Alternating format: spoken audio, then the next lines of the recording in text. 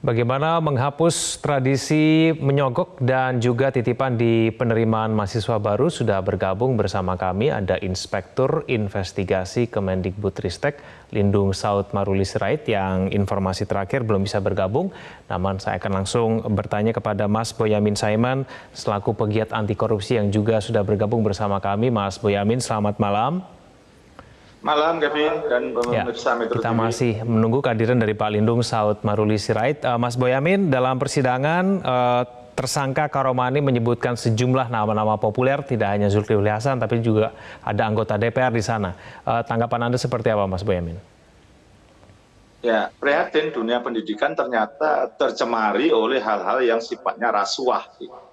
Dan itu agak aneh juga kemarin Pak Rektor di dalam persidangan itu tidak mengatakan itu suap.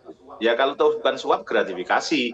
Karena nyatanya mempengaruhi mahasiswa yang tidak lolos begitu sebenarnya dari nilai, tapi nyatanya lolos dan dugaannya karena ada transaksi. Ini sungguh kita tidak bisa berkata-kata apa lagi gini, Kevin. Terus terang aja kaget betul, dan ini saya kemudian pada saat Unila ini mulai meledak, saya mencoba meneliti Jawa Tengah. Ada dua perguruan tinggi negeri yang perlakuannya berbeda betul. Ada satu perguruan tinggi negeri sangat transparan, terbuka, bahkan nilainya pun diumumkan, dan nilai uang itu dipukul rata aja. Jadi kalau kebutuhan satu kelas itu katakanlah 1 miliar, dibagi 100 orang berarti berapa ketemunya gitu ya, semua sama dibagi aja rata gitu. Tidak ada kemudian yang bayar tinggi diterima, bayar lebih rendah tidak diterima, itu ada. Dan satu lagi perguruan tinggi yang juga di Jawa Tengah sangat tertutup, dan kemudian nilainya semakin tinggi semakin diterima, dan kemudian pemakaian uangnya juga tidak jelas. Jadi ini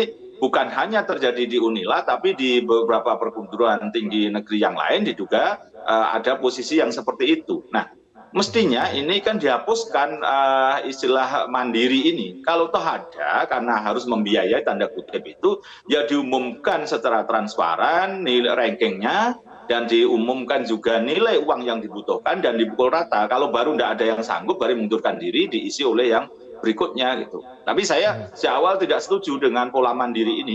Kemampuan negara kita kan memang pendidikan 20% oleh Mahkamah Konstitusi. Jadi ya dimaksimalkan itu aja. Jadi itu yang harusnya dipresentasekan. Dan sekarang kan ada istilah uang kuliah tunggal, UKT. Ya UKT-nya kalau secara keseluruhan itu membutuhkan berapa, ya tinggal dibagi mahasiswanya itu yang diterima. Jadi ini yang salah orangnya, ataukah memang sistemnya yang kemudian memungkinkan orang-orang ini bahkan sudah bisa secara terbuka begitu di Jawa Tengah, katakan tadi sudah ada tarif-tarifnya dengan jelas begitu?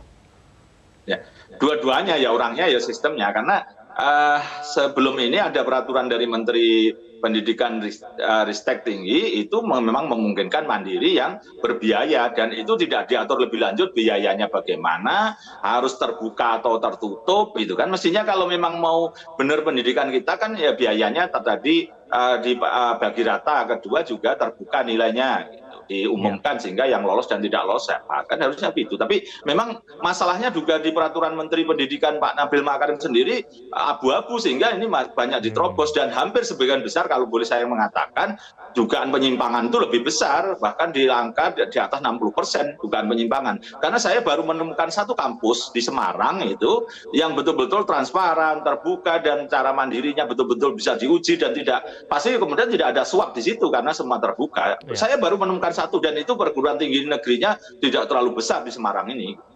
Ya, Mas Boyamin, sistem seperti apa yang harus dibangun supaya pejabat tinggi universitas ini tidak bisa disuap? Nggak ada cara apapun, Kevin, ini karena ini manusia lagi gitu, pola yang sistem yang harus dibangun. Kalau manusianya nggak bisa lagi itu kan, karena godaan-godaan ini kan kemudian ya seperti ini kan. Mungkin mau menolak, tapi karena tokoh politik besar, bahkan diduga tadi yang jabatan menteri begitu, sekelas rektor bisa jadi nggak berani nolak gitu. Dan kemudian ya daripada ini istilahnya saya tidak bisa menolak satu orang, ya sudah yang lain saya transaksikan gitu. Mungkin yang minta menteri dia tidak berani minta uang karena menteri gitu, takut dicopot. Tapi ke yang lain sekalian aja ditransaksikan kan, jadi begitu jadinya kan. Ini sesuatu yang sudah susah. Kalau ditanya apa formula atau resepnya itu sudah tidak ada. Bahkan kalau saya ditanya stok saya kantong ini apa istilah anak kecil kita itu Shinchan ya.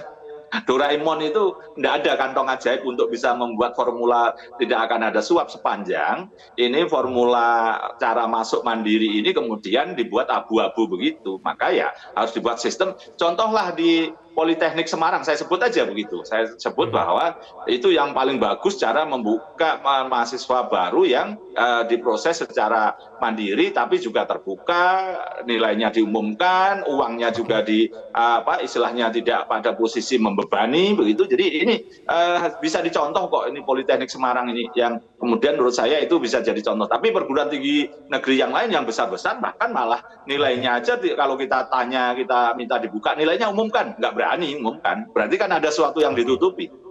Baik, Mas Boyamin, kita akan tunggu nanti ya formula dan strategi apa yang akan dikeluarkan oleh Kemendikbudristek untuk mencegah pejabat tinggi universitas disuap. Terima kasih Mas Boyamin telah bergabung bersama kami di Prime Time News.